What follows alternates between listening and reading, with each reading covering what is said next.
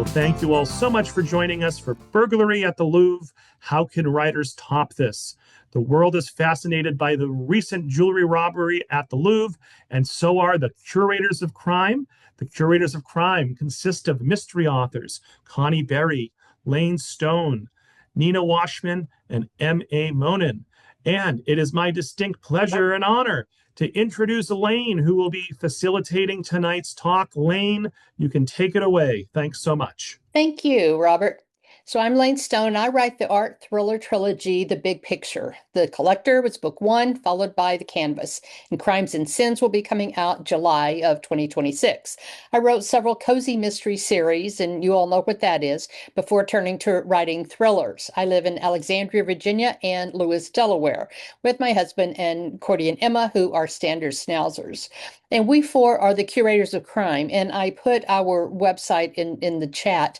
We write about art crime and about how the passion for art can lead to murder, obsession, and on October 19th, 2025, perhaps to a robbery at one of the great museums in the history of the world.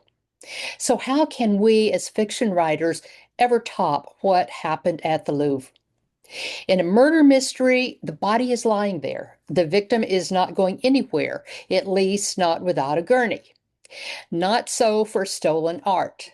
Now imagine the artwork getting farther and farther from the investigator and through his or her eyes from you, the reader.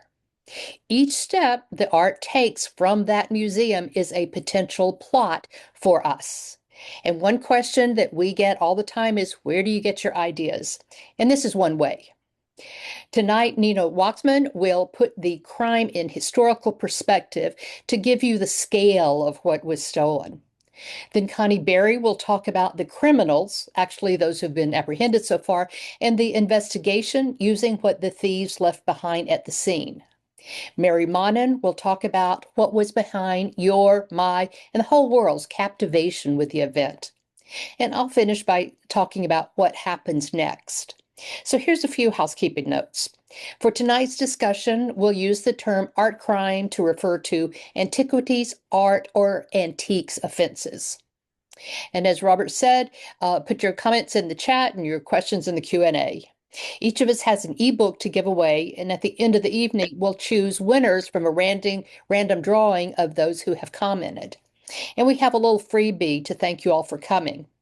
And by the way, tonight's presentation will be in English, not French. So I am going to quickly share my screen to show you a quick video.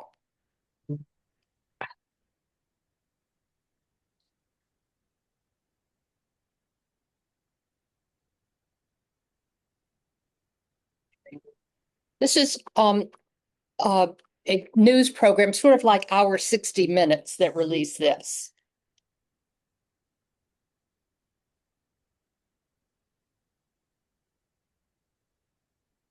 It says the staff were alerted and one grabbed a guidepost, but the two thieves acted without being disturbed.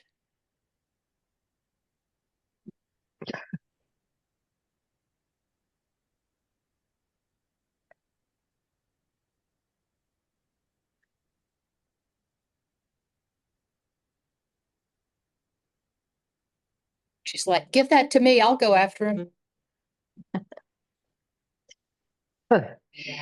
One of the two thieves uses a disc grinder and his fist to steal the jewelry.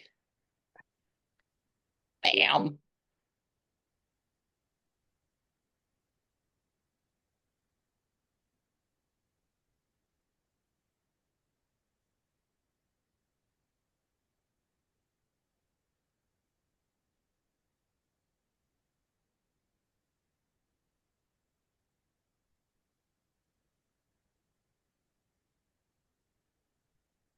His accomplice does the same before being joined by him.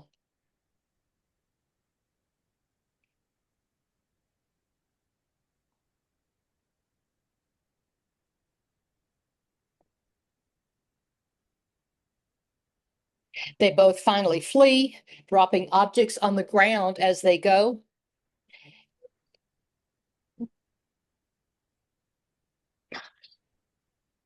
And in total, the scene or the incident lasts less than 4 minutes. Pretty wild, huh? So I I would like to conduct a quick poll right now. And let's just make this very informal. Just you can put this in chat, but do you think the robbery at the Louvre was an art or antiques crime, or was the robbery at the Louvre a commodities crime? And the reason we ask is that one necklace had 1,138 diamonds, two brooches had 2,500 diamonds, and a tiara had 1,083 diamonds and 24 sapphires. So put your answer in the comments. I'm curious about that. Now, Nina Waxman will talk about the crime. She writes the Venice Beauties Mysteries, set in 17th century Venice. The Gallery of Beauties, The Courtesan's Secret, and the latest, The Courtesan's Pirate, which was a finalist for the 2025 Anthony Award. She's a graduate of the Parsons School of Design, where she studied illustration under Marie Sendak. That name just brings a smile to everybody's face, right? And brings her knowledge of art into most of her books and short stories. She lives in New York City with her husband and absolutely no pets. Nina, Right. how can we fiction writers ever top what happened at the Louvre? I just want to let everybody know, if you saw the film also, you recognize that one of the leader was wearing that vest, so made him look like a worker. So Mhm. just make sure everybody knows the way they got in there is by moving a cherry picker in broad daylight while everybody's waiting online to go into the Louvre, like regular tourists. They brought the cherry picker up to that second floor balcony window that led into that gallery that's called the Apollo Gallery, where they had the jewels. And they broke the window and he got in. And everybody saw him plain as day, this truck pulling up with the cherry picker. But because he was wearing this vest, people just assumed, he belongs. He's a worker. So that's very important that you recognize that fact. So what I do if I'm writing a book or when I'm writing a book, and I want to do a great crime, well, the first thing I want to do, because I write historicals, is I love to do the research. And I want to see where the bar is set before I can set it higher. So I looked at three other famous crimes. One was in the Louvre prior to this, so it was famous because it was in the Louvre, and that was what made the Mona Lisa famous, was the theft of the Mona Lisa in 1911. The second one was in the Isabel Gardner Museum, which was in the 1990s in Boston. And that's where they stole many masterworks and left the famous empty frames and has never been solved. And the third one, many people never heard of, but because I write about Venice, I know particularly about it, was the theft of the Madonna col Bambino from the Doge's Palace in Venice, which was like the city's mascot. Now, these three crimes had commonalities with the Louvre, with the current Louvre crime. One is they were a theft of high value objects. So as a writer, if we're writing a story, we want to make sure that there's a lot at stake when you talk about what was stolen. It has to be something that everybody would recognize as being of high value and high importance. And all those three things. You had the Mona Lisa, even though it wasn't that famous at the time. And you had, these fabulous works from the Isabel Gardner Museum, and then this famous painting that was like the crown jewels of Venice. The other thing was all three of them were from places, famous places that you would think are impregnable. So that makes the challenge very high for a heist. And the third thing was the cleverness in which those break-ins, those three break-ins were done. So those are the three criteria that I looked at for if I was writing this and I had to write, top it. Now, the one thing that the Louvre had, this current Louvre robbery had, that topped those other three was the audaciousness of it, because the other three crimes were done after hours. So this was the only one that was done in broad daylight while everybody was standing in line. I was there a month ago. I was standing in line with everybody else to go into the Louvre gallery. It happened right in front of everybody in broad daylight, and the audacity. So it was beyond clever. It was the audacity of the crime that captured our attention. So let's break it down a little bit. So the first crime, what I learned, was in 1911. The dominant aspect was that the thief was really the purpose, the reason the thief stole the Mona Lisa, because he was an Italian. He worked in the museum. He was a cabinet maker, and what he did, which is similar to the Venetian crime, is he hid in the museum. He came into the museum during the day hours and hid overnight in one of the cabinets that he created. And then after hours, came out and grabbed the painting. The security at that time was not what the security is at our time, but it did expose the lack of security. The interesting thing, if I was writing about this, is that he was not a professional thief. He didn't, and what did he do with the art afterwards? So that's something you got to think about also. What happens to the art, the object, after the crime? Excuse me. I'm sorry, we seem to have a technical glitch here. I've had a couple people say they can see me, but not the speaker. Oh, Well, you are I'm the not best sure. looking. I'm not sure what to do. Robert, is there a setting on your end that doesn't have all four of us? Someone else, a couple people said I can see everyone fine. I can see the speaker. So maybe that person needs to go up on the top of their screen and push speaker setting. Yeah. That's right. Okay. One thing I should have advised you folks is just ignore the chat. Okay. People, we have over 350 people on the call. A few people are going to hit the wrong button. So don't pause for the other 349 people. Just I saw Robert and I thought it was you. Okay. Okay, back to Nina. Okay. So as I was saying, what happened to the stolen object, the stolen jewels, the stolen painting afterwards is something to think about when you're writing a crime and you want to make it a fabulous story. So in the first case, in the original Louvre theft, what happened was the thief wanted to bring it back to Italy, but made no plans to do it. So he actually kept it under his bed for 2 years. So it's not a great story before he got it back to Italy eventually. The interesting thing that I think I would do if I was writing that as a mystery was pick up the angles of who was suspected, because some of the people that were suspected was Picasso and some other artists. So that would be the interesting angle in that one. In the Isabel Gardner Museum heist, again, it was a very famous gallery. The paintings that were stolen were some of the most beloved, famous paintings of Vermeer, Rembrandt. So the magnitude of the crime was felt. But again, the burglary happened after hours, but there's the cleverness that came in on that one. So what did they do? Just like in this current Louvre robbery, they wore policemen. They dressed as police, just like we had that, the Louvre, you saw him wearing the yellow vest, so he looked like a worker. But in the Isabel Gardner, they came after hours and they said they were police responding to a break-in in the gallery and that the guards should let them in. The guards let them in, and afterwards they tied them up, they stole the paintings. And as a result, with that, the paintings were taken. All we have left are empty frames, and we don't know what happened to them, even though there's still $10 million reward for their recovery. So that's very interesting because, they were successful. They were clever about it. They used a clever ruse to get in, and they were successful. Now, because I write about Venice, I had to see about some of the famous art in Venice. And one of the most famous places in Venice is the Doge's Palace.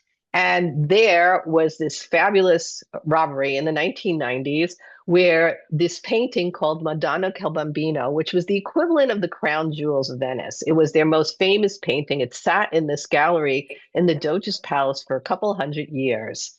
Like the Louvre theft, the thief gained access during the day. He went on a regular tour of the Doge's Palace, which everybody does. And part of the tour is you go from the palace section into the prisons, which are attached through the Bridge of Sighs. And so when he did that, there are lots of guards in the gallery section. There are no guards in the prison section because obviously there's nothing to steal there. So he stayed in the prison section till after hours, and then he snuck back over the Bridge of Sighs, grabbed the painting, and exited into the very busy Piazza, San Marco, which tons of tourists were, and disappeared. But the difference was that story is a story in itself, and I actually inspired a short story that I wrote about. The interesting thing about that story was both why he stole it, because he stole it because a famous gangster commissioned him to steal it. He was a well-known thief, known as the gentleman thief, because he stole distinctive art. That was his thing. And he stole this piece because the gangster was going to hold the painting for ransom in order to get the police to release his brother from jail. So right away, the Carabinieri, the police knew who stole it. There was only one man who could have pulled it off. So he was under pressure from the gangster to give him the piece of art. And then the Carabinieri said, you better get that piece of art back. Well, he did get the piece of art back, eventually went back to the gallery, and the gangster got his brother back. And what did the thief get out of this whole scenario that he did? He got a dedicated parking spot for his boat in front of his apartment on the canal, only in Venice, right? So I would have to say, in my book, I use that feeling of that distinctive piece of art that is so much a part, that art object that is so much tied to your plot line. And my second book, which is called The Courtesan's Secret, an elite courtesan, Belladonna, is being stalked by a Spanish assassin. So she must leave her palazzo and she goes to hide in the Jewish ghetto of Venice, where she's not going to dress like a courtesan, obviously, but she has to take along her distinctive stash of jewels. A maid in the house that she's staying in steals those distinctive jewels. And again, getting back to what do they do with the art object after they steal it? The maid takes the art, takes it to be pawned at a jeweler. And because it's so distinctive, everybody knows it comes from Belladonna, who happens to be missing. So that moves the plot forward. So that distinctiveness of the art object drives the plot, because what happened, that's one of the things that we know. We say, what happened to the thing when it's stolen? So what about these heists make a good story? First of all, they're bold and they're clever. It captures our attention, our admiration of the reader, that they outsmart or outwit the going rules, and they're able to get it.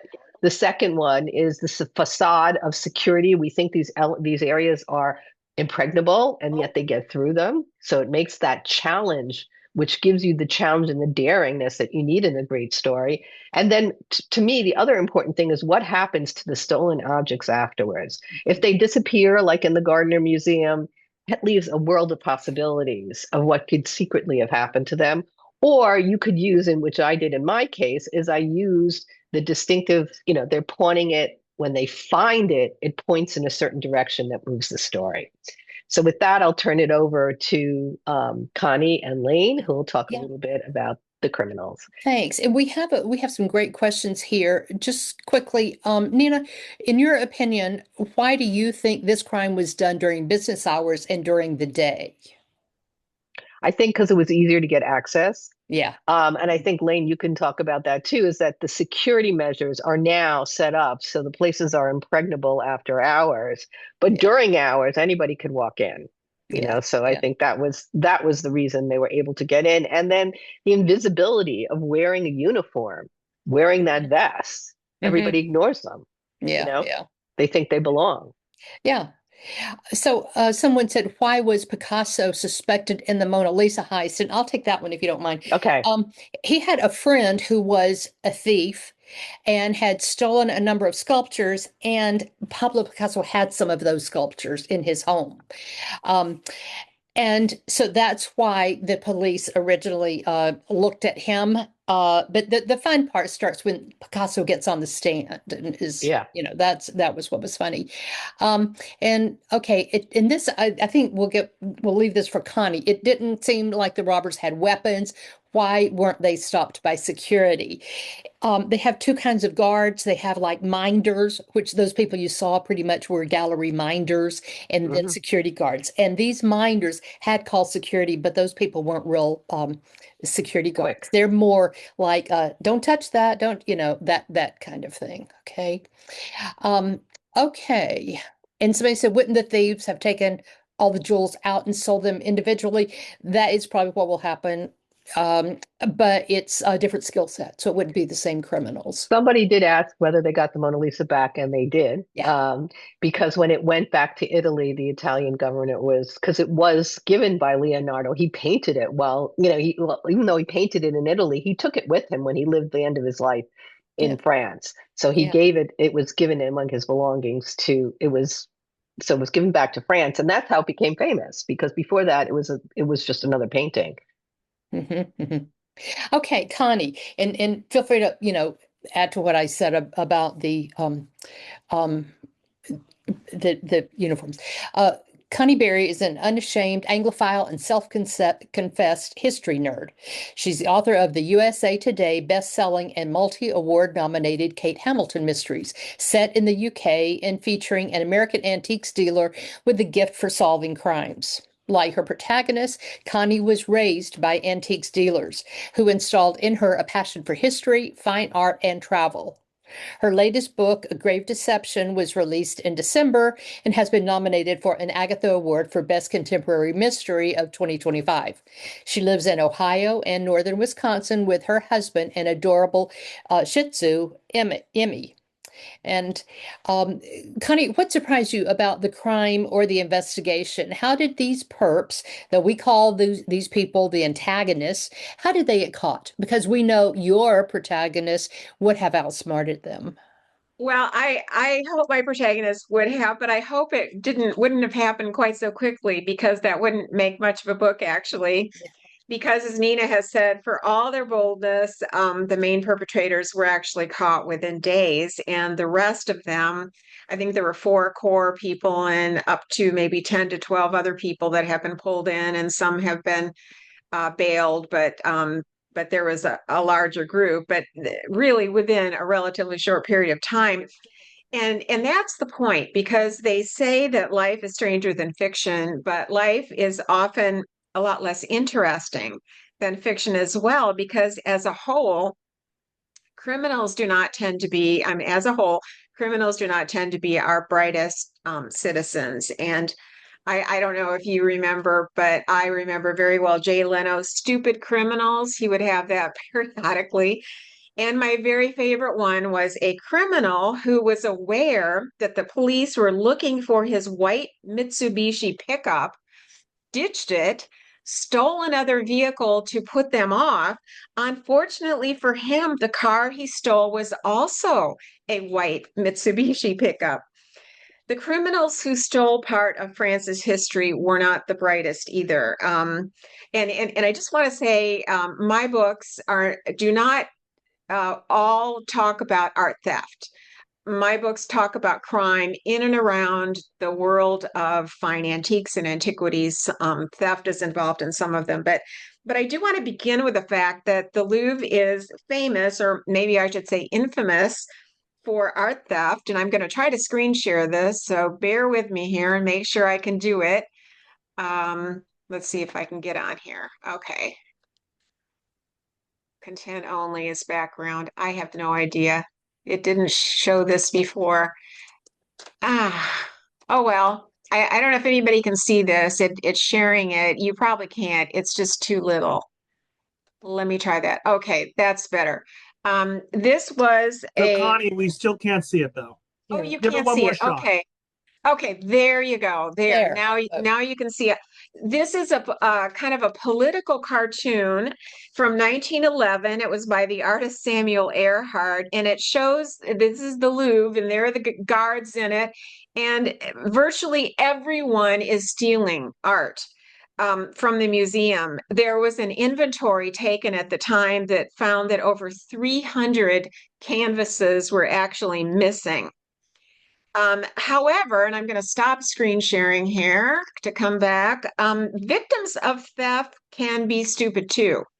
And there was a little bit of that going on with the Louvre heist, because our 2014 security audit at the Louvre revealed that the password for the Louvre security system was actually Louvre.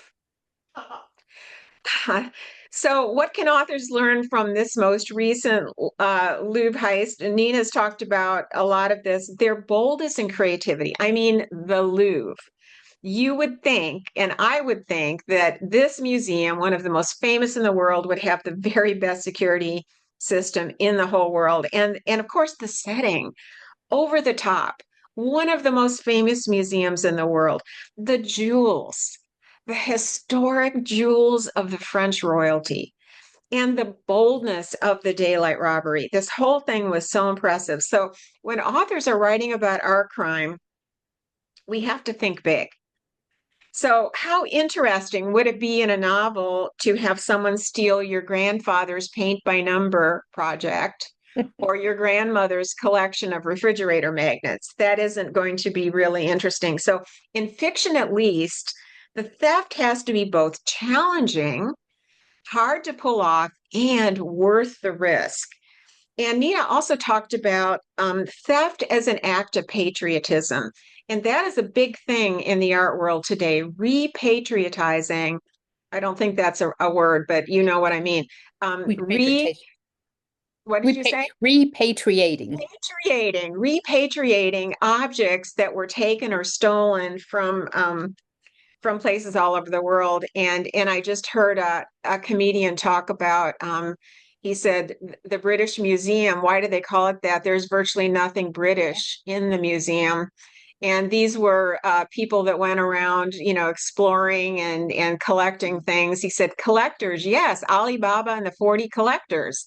So, these things mostly were taken without the permission of the country. But the first in my series, actually, A Dream of Death, it's set in the Scottish Highlands, involves a murder which recreates an infamous unsolved murder described in a novel. And the only clue to the killer's identity lies in a beautifully embellished marquetry box or casket. And my latest, A Grave Deception, involves an archaeological dig at a medieval village abandoned when the Black Death killed all but a handful of its citizens. So the point is, in fiction, we want to raise the stakes. We want to make it bolder, harder, more devastating. The loss more devastating, more clever, more shocking. And something else I think that authors need to think about is the investigation. So we've already talked about the criminals. They were bold. They had a big object. They took fabulous things. They weren't that bright because they were caught. And that's the investigation, because whenever we're writing about our crime, even if we're doing an amateur sleuth, there is going to be an investigation. The police will be doing that, even if it's off the page. And for all the brilliance of the Louvre heist, the criminals made it way too easy to catch them. First of all, they left their DNA everywhere, which actually makes me wonder why they didn't find DNA in the Gardner Museum. I'm really interested in that. We can talk about that later, Lane. But they left a jacket, they left gloves, they left a saw that has serial numbers in addition to DNA, they left a motorcycle helmet, parts of that cherry picker that they used to get up there had their DNA on it. And the French police actually processed more than 150 forensic samples from that crime scene: fingerprints, hair, fibers, skin cells. And secondly, the DNA was on the French database because they were known criminals. So it was very easy to find them. And by the way, the French DNA database is called the National Automated Genetic Fingerprint File, even though it now has more than fingerprints, but it's the most extensive in all of Europe with over 6 million samples. And the reason it is so successful in France is because if you refuse to give your DNA in France, you will spend up to a year in prison and pay a fine of the equivalent of 17,000 US dollars. So people tend to give their DNA. The one thing they did not make easy, unfortunately for the world, is the location of the jewels. And that actually is a mystery worthy of fiction. And we all hope that the police recover the items. But that's a problem in fiction as well. Because in fiction, readers want a resolution. The Louvre heist is a story without an ending yet. We don't know. And in fiction, we need an ending. And I think that the take home for authors, though, is we cannot forget about that forensic investigation. Gone are the days when brilliant sleuths used Edgar Allan Poe's ratiocination to solve crimes. Yes, the police do use psychology, they use profiling, sometimes they even resort to psychics to solve crimes. But these days, the vast majority of crimes are solved by forensics. And we can take the Nancy Guthrie case, for example, with the DNA that they've gotten, with the camera images. There are cameras everywhere today. And as authors, we have to take this into account. And if we don't want forensics to solve the crime, we have to show why it cannot. How did the police get it wrong? Was the DNA planted specifically to point them in the wrong directions? Something like that. But the point is, we have to take that into account. And that takes an additional level of research, even if our sleuths are amateurs, because our readers watch television. And they know a lot about forensics and about this kind of examination. And the last thing I want to say is that we cannot make it too easy. And I think that this means investigating our bad guys with a bit of intelligence and with a motive that isn't so mundane, just like money. And isn't that more interesting anyway? Yeah, So, it is. Lane, I'll turn it back to you. Thank you. That was interesting. Thank you. We're at about the halfway point, and to thank you all for being here, we're putting a link for you to download some art-related screensavers. And let me do that right now. Okay. And if you can't open it, please just let us know or let Robert know, and we'll send you the link. Okay. Next, Mary will talk about our captivation with the crime. M.A. Monin writes the intrepid traveler mysteries about an artifact retrieval team. Her debut novel, Death in the Aegean, was an Agatha nominee for the Best First Novel. The other books in her series involve thefts of jewelry with historic significance. Mary is an avocational archaeologist and a U.S. Air Force veteran. So thank you for your service, Mary. She lives in Kansas City, Missouri, with her husband and 2 Siberian Huskies. Mary, how do you explain how the whole world was captivated by the Louvre heist? Well, it does seem like from the moment that thieves escaped with the jewels, the whole world has been fascinated by the robbery. A New York Times video and CNN report have both gotten over 1.4 million views, and all the major world news services carried this story. Reports from ABC, the Wall Street Journal, BBC, and France 24 have all gotten hundreds of thousands of views, and that's not even counting social media. Instagram alone has more than 5,000 posts about the Louvre robbery. So chances are that you have watched reports or posts about the heist, and yes, people are still talking about it now, 4 months later. Partly, the reason why is the brazenness of the theft, which Lane, Nina, and Connie have covered. But I believe a driving factor for public interest is the items themselves. And I'm going to share my screen with you right here. Let me try. Let's see. Let's see. Can you see that? Oh, share. Let me see. Share. And let me. Yep, we can see it. Okay. There we go. Okay, so there's something inherently attractive about gold and jewels. The stolen pieces are all beautiful, wearable, glittering jewelry that once belonged to royalty. And according to French news BFM, there are a total of 8,482 diamonds, 35 emeralds, 34 sapphires, and 212 pearls in the 8 pieces that are missing.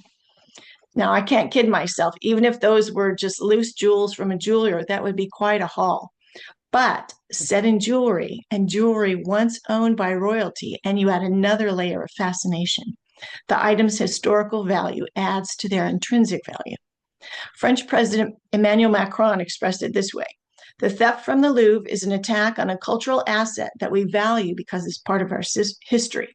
He said that modernization of Louvre security will ensure the preservation and protections of what makes up our memory and our culture. Another politician said the theft was a wound to the French soul. These items might not be from our immediate culture, but historical artifacts in some sense belong to all of us as citizens of the world, as part of our shared human history. When they're stolen, we feel the loss. And whether we ever plan to go to France to see them or not, that opportunity has been taken away from us. So Interpol recognizes the importance of cultural heritage and has an entire department devoted to it. Their cultural heritage crime department considers art crimes important enough to publish wanted posters. And here, those of you who have read my Intrepid Traveler mysteries are familiar with Interpol's most wanted works of art posters, and here's the one for the Louvre heist. So what we have here, the first one is Empress Eugenie's diamond bow brooch. She was the wife of Napoleon III, and this brooch was a favorite of hers. It was originally just a bow, and she had a jeweler add the embellishment so she could wear it as a stomacher ornament. Next to that is her pearl and diamond diadem. And Empress Eugenie loved jewelry so much, her patronage helps launch Cartier's career. So you know there's big bucks there. Next, we have emerald earrings and an emerald necklace from a parure, which is a set meant to be worn together. And these belong to Marie Louise, which was Napoleon's I's second wife. Excuse me. On the bottom row, we have sapphire earrings, necklace, and a diadem, all once belonging to the queens of the First French Empire, Queen Marie Amélie and Queen Hortense. These are all Ceylon sapphires with natural color, which means they haven't been attained to they haven't been heated to attain a deeper color, which is what happens with most colored stones today. So number 8, the very last one, the reliquary brooch, I think is the most interesting. It also belonged to Empress Eugenie, and it has a deeper history than just that. It contains 2 of the Mazarin diamonds, which were a set of 18 numbered diamonds that Cardinal Mazarin bequeathed to Louis XIV in 1661. So diamonds number 17 and 18 are the ones in the center that look like the butterfly wings. Now, the 9th item stolen, Empress Eugenie's crown, was dropped as the thieves escaped and damaged. Did any of you let out a gasp of dismay when you heard that? I did. Take a look at this. Here's Empress Eugenie's crown before it was damaged and after. That just looks like a crime in itself. Yeah. But have no fear, the Louvre jewelers are going to repair it, and it won't be a problem. So as a writer, I hope to captivate you in the same way that the world has been captivated by this crime. Both my first book, Death in the Aegean, and my upcoming 4th book, Death in Luxor, involve museum heists like the Louvre theft. Each of my Intrepid Traveler mysteries centers around the theft of an artifact that, like the items stolen from the Louvre, incorporate 3 components. Each is beautifully crafted, made of valuable material, and each has historical interest. So I want to grab you, the reader, with those same components, enticements. They're the same qualities that attract a thief who might covet a beautiful piece of jewelry or crave an intimate connection with the piece, or might simply want to sell it to the highest bidder. Now here I'm going to show you, here's a fun look at the artifacts that I've used in my books, and please forgive their simplicity. I've used what I can to convey what they look like. So in Death in the Aegean, the gold Akrotiri snake goddess statue is stolen. It's attractive due to the intrinsic value of the gold, the craftsmanship of the piece itself, which is an example of Minoan gold work, and its historical context. Akrotiri was a sophisticated Bronze Age city when Santorini was destroyed by a massive volcanic eruption, and that destruction became the inspiration for Plato's Atlantis. In Death on the Grand Canal, my theft target is the Borgia peacock, a Renaissance pendant encrusted with sapphires and emeralds commissioned by Rodrigo Borgia before he became Pope Alexander VI. It was a time when people liked to advertise their wealth and their jewelry, and the gaudier the better. And you can see that by my looking at the genuine Renaissance pendants in my inspiration pieces. In Death in St. George's, the stolen item is an emerald and gold filigree bracelet that was being brought from the New World to Spain. It ended up in Bermuda after the Spanish treasure fleet ship it was on wrecked off the coast of Bermuda. So old mine emeralds were harder stones, which makes them higher quality than the ones mined there today, or at least mined there in Colombia. So I think mystery readers are curious bunch, and I know many readers enjoy looking up the historical aspects that I use in my books.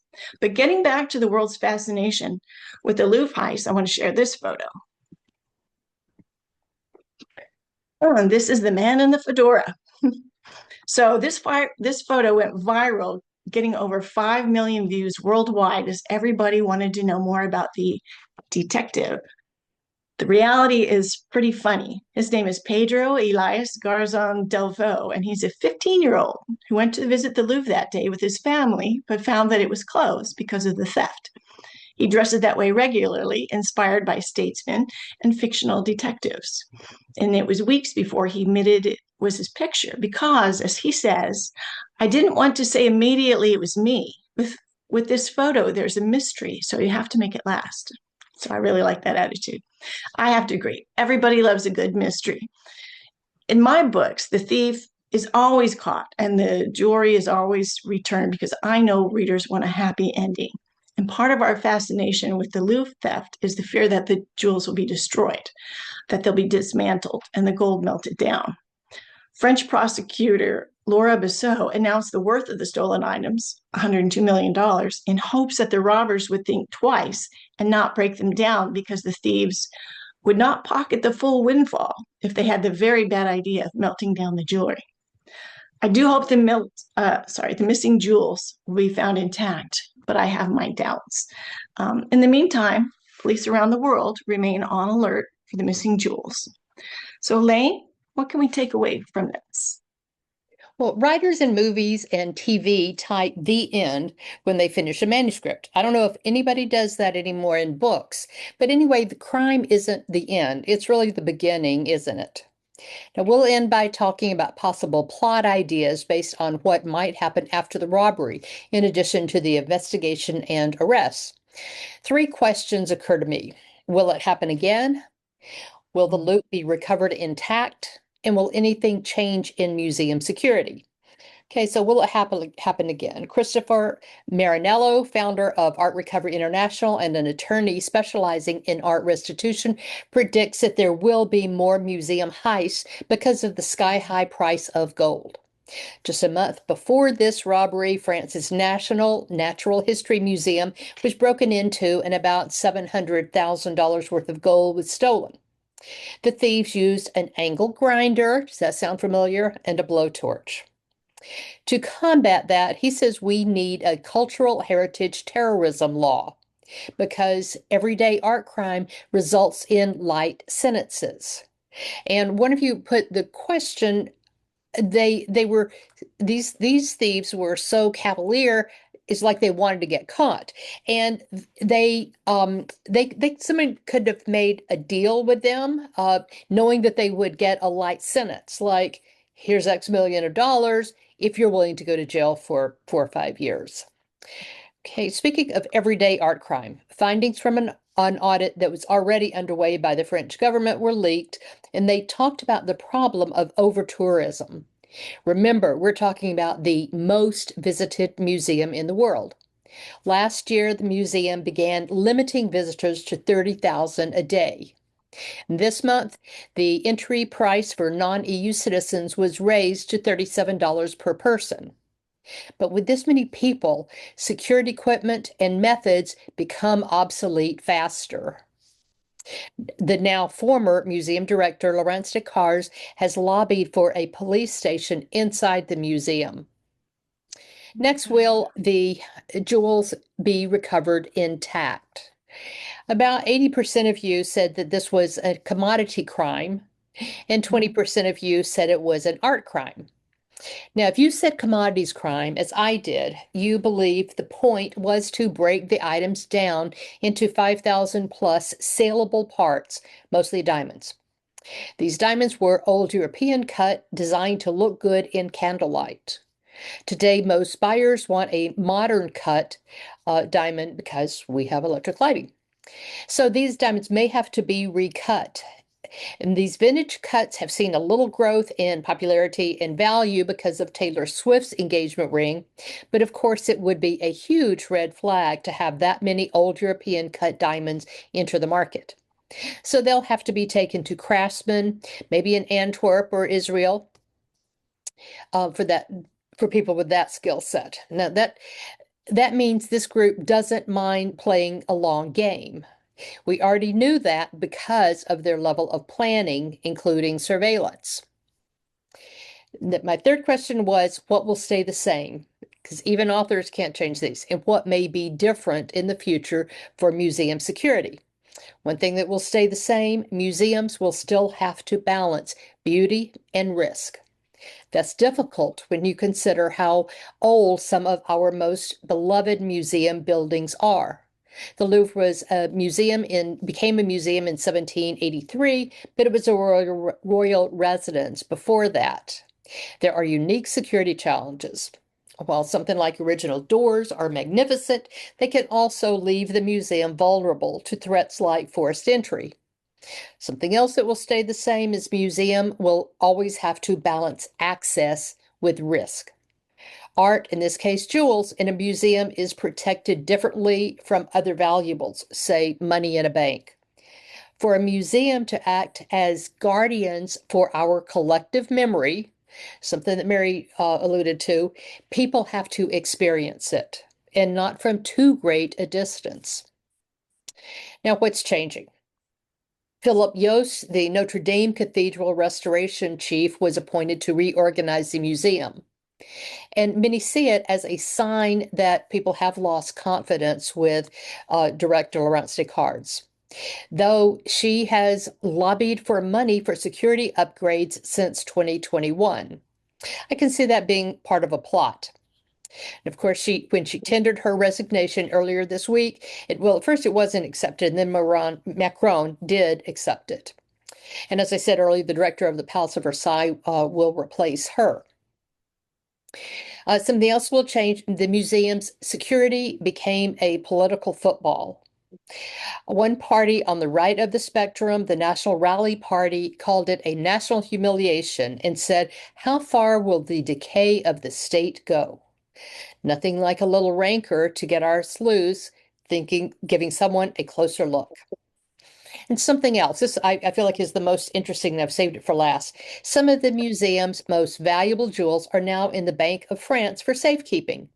Under police escort, the secret transfer took place on October the 24th, with the items now stored in the bank's ultra-secure underground vault. And this is real, located 26 meters, that's 85 feet below ground in central Paris. The vault is home to 90% of France's gold reserves, to Leonardo da Vinci's notebooks, and other national treasures. And it's guarded by a 20-inch thick 7-ton door and a 35-ton rotating concrete turret designed to resist all forms of forced entry or attack. And if that doesn't give you ideas for a plot, nothing will.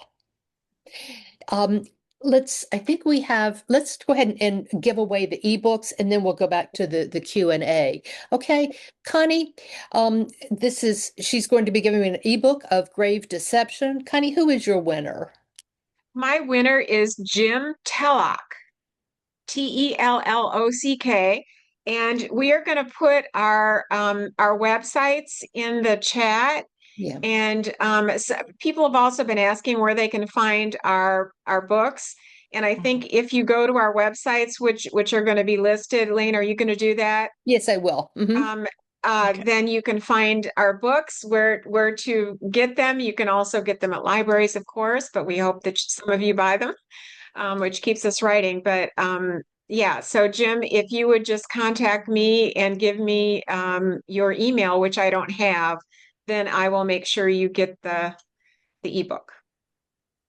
Okay. Nina, who is your winner? You're muted. I also have a cold, so I hope you can hear me. Suzanne Fuchs, Fuchs.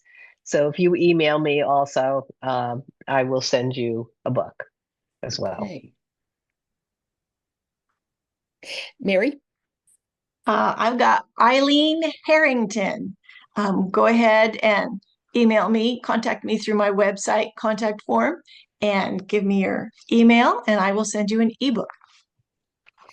And I have Ann Bresnick. And if you will let me know your email address, I will send you an book of The Collector, because this is a trilogy and you really need to read the first book first. Okay, so Jim, I have your email. Thank you very much. Oh, I will yeah, get that's it a to good. you very soon. yeah. Their chat only goes to us, the hosts. So yeah, Perfect. so Eileen Harrington, if you'd like to put your email in the chat, you can, because it just shows to Robert and the four of us.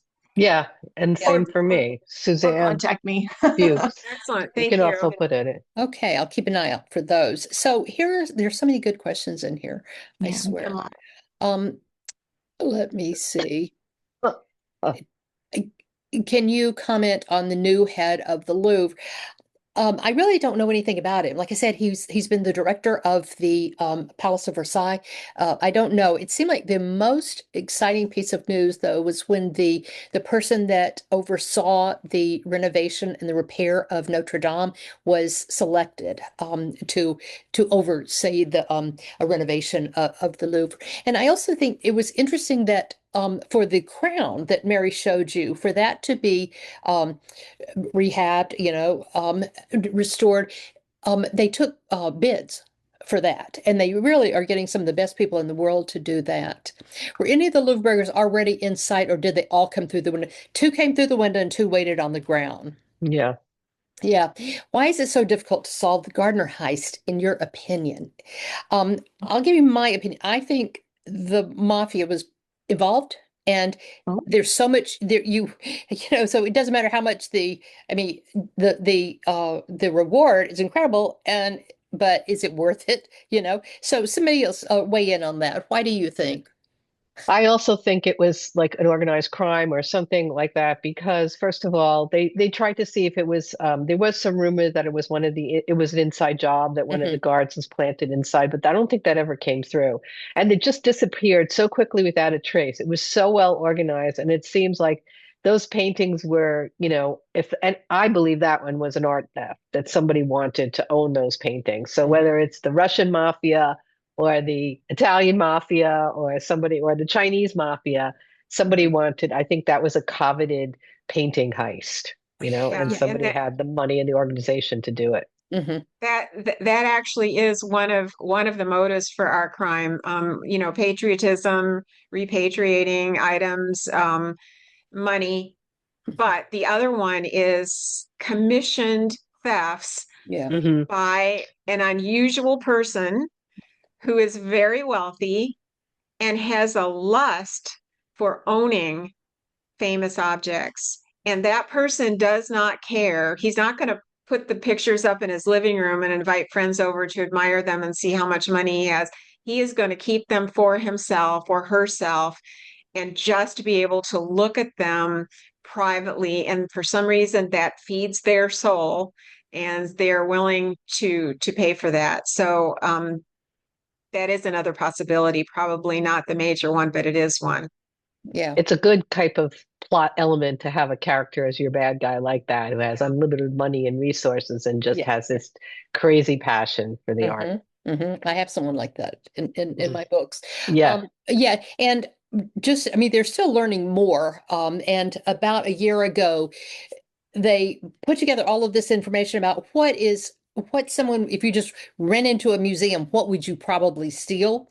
And these things did not, because of the size, they did not fit that pattern. And so Hmm. that's why they think that they were picked out and said, go get me this. So Mary, you want to add to that? No, I was just going to say targeted. Yeah, Yeah. exactly. Yeah. Okay. Let me see. With the fiasco of Notre Dame burning and the Louvre, theft and with so many treasures in France, how can they possibly be trusted to safeguard them? Um, n- I don't know. I mean, you're always going to have this tension between letting people see the art and having some risk. But I Um, think it also raises the stakes because these are national treasures too. And that is a national issue. As you said, it became a political one, right? There are political reasons. And that raises the stakes. In my book, when they identify the jewels as belonging to Belladonna and it's in the ghetto, it gives political reasons for them to come in and ransack the ghetto. Mm. So there's always a political motive, and especially in France, where there's like you were saying, the tensions between the right or left. You can use the burning of the Notre Dame and the theft of these two big thefts. You can say, where is the government? Our government is ineffective. They don't have the right things in place, and it Yeah. becomes for a writer, that's great stuff because you're not only having a theft, you're having a theft that could cause a major, shift in government even and shift in Yeah, the that's country's true. politics. And that's one of the very sad things about this. And Lane talked about the access versus the risk, and the objects now are very safe. We assume they're very safe, but no one can see them. Right. No one can see them. And so they're going to have to decide what to do. And I'm thinking about the British crown jewels, which are in this very Yeah. special facility, super, super safe, but people can actually see them. So there is that balance, and hopefully future generations will be able to admire these historical treasures. Yeah.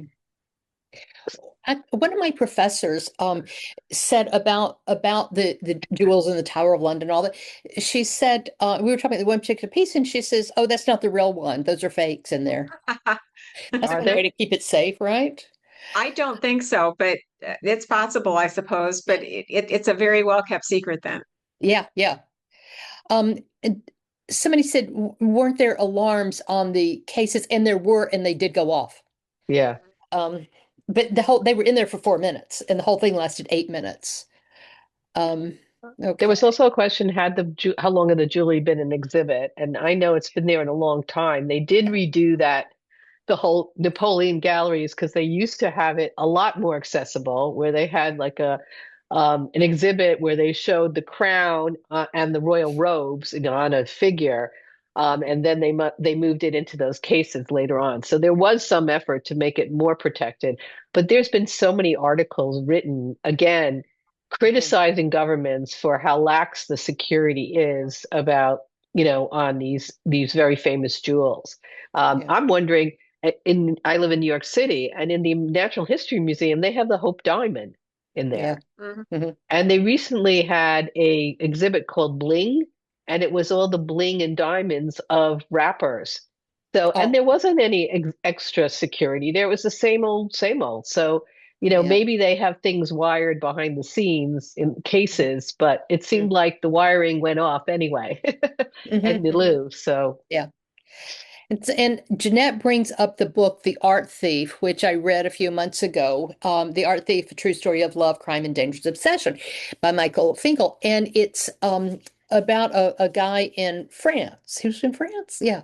And he and his girlfriend um went around stealing, and she would be on the lookout, and he would go in and steal mostly from what is called house museums, and that doesn't mean it's a house or it's small or anything like that, but they were like the most prolific art thieves ever, mhm. um and that he felt like these places didn't deserve to have it, and he loved it, and he could take care of it better. And Mm, so that's a time, and he never sold anything. mm. It's interesting. Okay. Sounds like a good book. Yeah. Yeah. Yeah. Any DNA collect. Yeah. It's like, what did you say, Connie? Like 150, Samples, DNA samples. DNA samples. Yeah. Um, and I'm trying to think if There, I'm trying to like combine some of the questions. there's an interesting question by Christine, and it says they caught 2 or 4 of the Louvre feast. Did they release them? Are they holding them? And they have not given up the location of the jewels. Yeah. Mm. So do any of you have an update on that? Are they just Well, refusing to say, or? Yeah, no one has talked, and Yeah. they have the four that actually participated in they are not being they can't get out on bail. They've been charged and they will not get on bail because one of them, remember, they caught at the airport on his way to Algeria. But the other person, the only one I know of that got bail is the woman who helped. And the last time they saw the thieves was when they were in a parking garage, and the Right. woman owned like 3 of those parking spots, and they met up there together, and so they know she. And they took out the jewels to look at them. They caught that Yeah. on camera. Yeah. So somebody says if this was a heist in a book, would people think it was unbelievable? Yeah. Yeah. And Robert says maybe 1 or 2 more questions. We're about to get the hook, I think. Yeah. Yeah. What We do are. each of you consider the most intriguing art heist of all time? Why don't we each give that and then we'll say goodnight? Well, for me, Well, I like the Louvre. You like the Louvre? The one I heard about was at the Great Exhibition in the 1890s, and there was an entire wall that Monet painted in the exhibition. And you remember there was a big fire there. Well, after the fire, the embers went out and they went to collect it. That big wall with his painting was gone. They've never found out how do you get out a wall, a Monet wall. Yeah. Nobody knows. To me, that's the big mystery. That's respect. Yeah. Okay, Connie? My most famous was this theft of a Jan van Eyck Dutch painting, but I do have to be honest here and say that was fictional because it was in my book. Yeah. Well, my favorite, I have a new favorite because it just happened this week. It's the opposite of a theft. It's a group of anti-billionaires. It's called Everyone Hates Elon.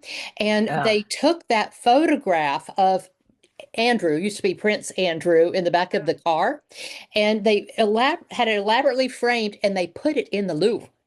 And the staff saw it, and they saw that it was there. Like it was up for 15 minutes, and the staff saw it and and got rid of it. But that just cracked me up. And I've always said that more art is snuck into museums than is stolen out of it.